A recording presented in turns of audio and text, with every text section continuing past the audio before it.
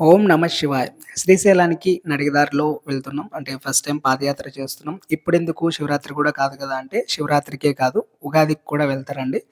కర్నూలు నుంచి ఆల్మోస్ట్ ఒక 80 కిలోమీటర్స్ దూరంలో వెంకటాపురం అని ఉంటది. ఇక్కడి నుంచి స్టార్ట్ అవుతారు. ఈ ఈ టైంలో మామూలుగా మనకి శివరాత్రి టైంలో ఏపీ నుంచి ఎక్కువుంటారు కదా!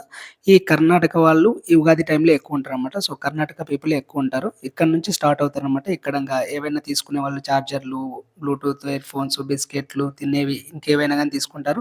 ముఖ్యంగా water. Water bottles 2 litres bottle అమ్ముతారు. ఎందుకంటే 1 లీటర్ అలో చేయరనమాట. ప్లాస్టిక్ నిషేధం అడవుల్లోకి. సో, ఇక్కడి నుంచి మనకి నల్లవల్ల ఫారెస్ట్ స్టార్ట్ అవుతుందనమాట. నైట్ టైమ్ కాబట్టి బ్యాటరీసు, టార్చ్‌లు ఇవి కూడా తీసుకెళ్ళాలి. సో, మొత్తం ఎక్కువగా కర్ణాటక వాళ్ళుంటారండి. మొత్తం కన్నడ లాంగ్వేజ్ మాట్లాడే వాళ్ళే ఉంటారు. కాకపోతే మాకు బార్డర్ కాబట్టి కర్ణాటక బార్డర్ కాబట్టి చాలామంది తెలుగు వాళ్ళు కూడా ఉంటారనమాట. సో, నేను, నా ఫ్రెండు, వాళ్ళ బామ్మర్ది. సో, ముగ్గురం కలిసి బయలుదేరుతున్నాం. ఇక్కడి నుంచి ఫస్ట్ పొలాలొస్తాయి. పొలాల తర్వాత మనకి అడవి స్టార్ట్ అవుతుందనమాట.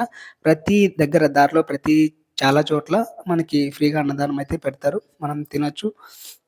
ఇంకా ఇక్కడ నుంచి స్టార్ట్ అవుతుంది. ఇక్కడ నుంచి స్టార్ట్ అయితే మనకి ఫారెస్ట్ ఒస్తది.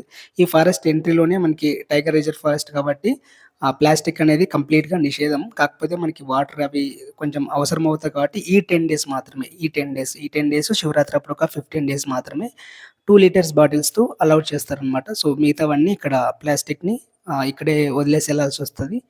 మేము కూడా మిగతావన్నీ అక్కడే వదిలేసి 2 లీటర్స్ బాటిల్స్ మాత్రమే తీసుకెళ్ళాం. ఇదొక్కటి మిగిలిపోయింది. సో, తాగేసాం.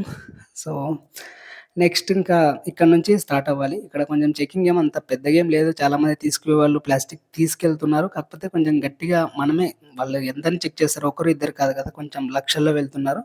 కాబట్టి మనమే కొంచెం జాగ్రత్తగా చూసుకోవాలి. అంటే అడవిని కాపాడుకోవాలి కదా మనమే. సో, ఇంతమందిని చెక్ చేసేటప్పుడు వెళ్తుంటారు. బ్యాగ్‌లంతే అంత ఆహ్, డీప్‌గా ఏం సెర్చ్ చేయరు. సో, వాళ్ళు పైన పైనే చెక్ చేస్తారు కాబట్టి మనమే కొంచెం మన బాధ్యత కాబట్టి మనం తీసుకొని వెళ్ళకూడదు. అవసరం కాబట్టి 2 లీటర్స్ బాటిల్ అయితే తీసుకెళ్ళొచ్చు చూడండి. సో, అందరూ ఇక్కడి నుంచే స్టార్ట్ అవుతారు. ఇక్కడి నుంచే అడవనేది స్టార్ట్ అవుతదనమాట మనకి. సో, అడవిలో ఇంకా జర్నీ స్టార్ట్. మొఖాలైతే మాడిపోతాయి కన్ఫర్మ్ ఇదైతే. నేను నడవగలనో లేదో అని కూడా అనుకున్నాను. మా వాడైతే చెప్పులు లేకుండా నడుద్దామన్నాడు. సర్లే ట్రై చేద్దామని స్టార్ట్ అయ్యాం. ఇక్కడ మ్యాప్ ఉంటది. యాక్చువల్లీ మ్యాప్‌లో చూస్తే మొత్తం మీద మనకి ఆత్మకూరు నుంచి స్టార్ట్ అవ్వాలి. ఆత్మకూరు అనేది ఇంకా కొంచెం వెనక్కే ఉంటది. ఆత్మకూరు తర్వాత వెంకటాపురం వస్తది. సో, ఈ వెంకటాపురం నుంచి అక్కడ రీచ్ అవ్వాలి. సో, నాగలోటి వీరభద్రస్వామి టెంపుల్, తర్వాత దామర్లకుంట, పెద్ద చెరువు, తర్వాత ఈ మఠం బావి, ఇక్కడి నుంచి మళ్ళా కొండెక్కి భీముని కొలను ఇది చాలా హైయెస్ట్ పీకు. అక్కడి నుంచి మనకి దగ్గరే అవుతది శ్రీశైలం. సో, ఓవరాల్‌గా ఒక 40 కేఎం వస్తది. పైకి 40 కేఎం వస్తది. కాకపోతే 50 కిలోమీటర్స్ అనేది నడచాల్సి ఉంటది.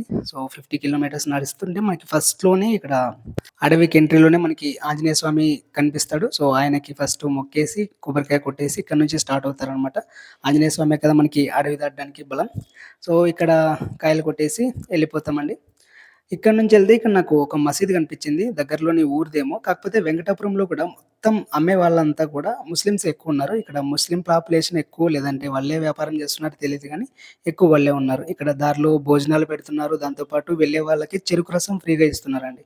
చెరుకు రసం తాగేసి మళ్ళా స్టార్ట్ అయ్యాం. ఇంకా అడవిలోకి వెళ్ళే కొద్దీ కొంచెం డీప్‌గానే ఎళ్ళిపోతారు. ఫస్ట్‌లో అంత అనిపించదు గానీ, వెళ్ళే కొద్దీ అడవి స్టార్ట్ అవుతుంది. అంటే ఇక్కడ ఈ 10 డేస్ మాత్రం మనం చాలామంది వెళ్తున్నారు కాబట్టి వెళ్ళొచ్చు కానీ, మామూలు టైంలో అయితే కష్టమే. చాలామంది వెళ్తారు. అందరితో పాటు మనం ఒక క్యూలో ఒక చీమల్లాగా అడవిలో ఎళ్ళిపోతున్నట్టు ఫీలింగొస్తది. ఒక్కోరు ఒక్కో స్పీడ్‌లో వెళ్తుంటారనమాట. ఆడవాళ్ళు గూడా మనకంటే స్పీడ్ ఎళ్తారు. మనం వాళ్ళని ఆహ్, దాన్నేమంటారు క్రాస్ చేయాలని కూడా ట్రై చేయలేమనమాట. ఎస్పెషల్లీ కర్ణాటక వాళ్ళు ఎవరైతే ఉన్నారో వాళ్ళకైతే దండేసి దండం పెట్టాలి బాబు. అస్సలాగరు. అమ్మాయిలైతే ఇంకా షార్ప్ ఉంటారు. పైగా పల్లెటూరు అమ్మాయిలు కాబట్టి అసలు మనం వాళ్ళతో పోటీ గూడా పడలేము. అంత ఫాస్ట్‌గా ఎళ్ళిపోతుంటారు. దారిలో కొన్ని గుళ్ళు కూడా ఉండే. ఆ గుళ్ళు అప్పట్లో బాగుండేవేమో. ఇప్పుడైతే చాలా వరకు శిథిలమైపోయాయన్నమాట. ఇక్కడ వస్తే మనకి వీరభద్రస్వామి టెంపుల్ వస్తది మధ్యలోన. ఇక్కడ చాలా ఫేమస్ అప్పట్లో పెద్దగానే ఉన్నట్టుంది. ఇప్పుడైతే ఆహ్, అంతగా లేదు. ఎందుకంటే ముందు మనకిక్కడ కొన్ని స్టిక్స్ దొరుకుతాయి ఇవి. హ్యాండ్ స్టిక్స్ దీన్ని పట్టుకొని మనం ఎళ్ళిపోవచ్చు. అంటే కొంతమంది నడవలేని వాళ్ళుంటారు. మధ్యలోన కాళ్ళు నొప్పులొస్తాయి. ఇక్కడ నుంచే పట్టుకెళ్తారనమాట. ఇవేంటి అని అడిగాం అది.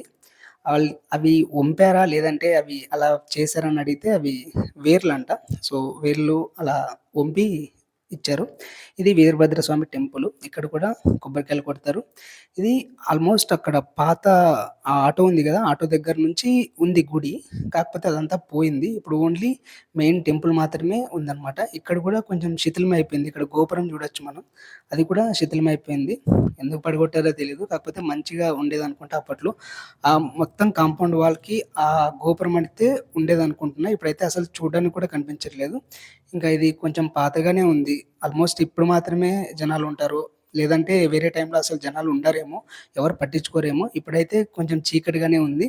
ఇంకా లోపలికెళ్ళి మనం కూడా దర్శనం చేసుకొని బయటకొచ్చాం. బయటకొస్తే చూడడానికి అప్పట్లో మంచి ఆలయంలానే ఉంది. కాకపోతే శిథిలమైపోయింది మొత్తానికి. ఇక్కడ చూసుకుంటే ఇంకా మా ఫ్రెండ్ కూడా బయలుదేరుదామంటే స్టార్ట్ అయిపోయాం. ఇక్కడ నుంచి మళ్ళా లోపలికెళ్తే ఇదంతా టెంపులే. ఒకప్పుడు బావుండేదేమో! ఇప్పుడు అంతగా లేదు. ఇది సత్రం అనుకుంటా. ఈ సత్రం ముందు గూడా మనకి ఒక నంది ఉంటది. ఆ నంది విగ్రహం కూడా మనకి అప్పట్లో ఏం జరిగిందో ఏమో తెలీదు గానీ, అది కూడా శిథిలమైపోయింది. అంటే విరగ్గొట్టేశారు.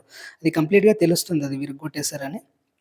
ఎందుకు విరగ్గొట్టారో, ఎవరు విరగ్గొట్టారో మనకి అవన్నీ తెలీదు. మొత్తం అక్కడంతా ఇవన్నీ శిథిలాలే. అప్పట్లో అయితే గట్టిగానే ఉండేదనుకుంటున్నా. మనం మనం చూడలేదు గాబట్టి ఎక్కువ ఎక్స్‌పెక్టేషన్స్ పెట్టుకోవద్దు. కాకపోతే చూస్తే మనకొక ఐడియా వస్తది. అప్పట్లో అయితే బలంగానే ఉండేవని. సో, ఇక్కడి నుంచి మళ్ళా స్టార్ట్ అయ్యాం. ఇక్కడ నుంచి స్టార్ట్ అవుతుంటే మళ్ళీ మధ్యలో ఒక మజిలీ వస్తది మనకి. మజిలీ అంటే మనం స్టే చేయొచ్చు. అక్కడే పడుకోవచ్చు. పడుకొని మళ్ళీ వెళ్ళిపోవచ్చనమాట. అలాంటి స్టేజెస్ ఉంటాయన్నమాట. కొన్ని మనకి బస్ స్టాప్ లాగా నడవచ్చానికి కొంచెం మధ్యలో కొన్ని కొన్ని హాల్ట్ లాగా ఉంటాయన్నమాట. మనోడు బజ్జీ లవరు. బజ్జీలు తీసుకున్నాడు. కానీ ఇక్కడ పిల్లలుంటారు కదా! ట్రైబల్స్ పిల్లలు. ఆ పిల్లలు "అన్న నాకొకటి, నాకొకటి" అంటే వాళ్ళకిచ్చేసి ఒకటో, రెండో మేము తిన్నాం. ఇంకా ముందుకెళ్తే ఇక్కడ భోజనాలు పెడతారు చూసారా? అక్కడ మొత్తం ఎంత స్టాక్ ఉందో అవన్నీ కూడా ఫ్రీగా అన్నదానం చేయడానికి పెట్టినవే.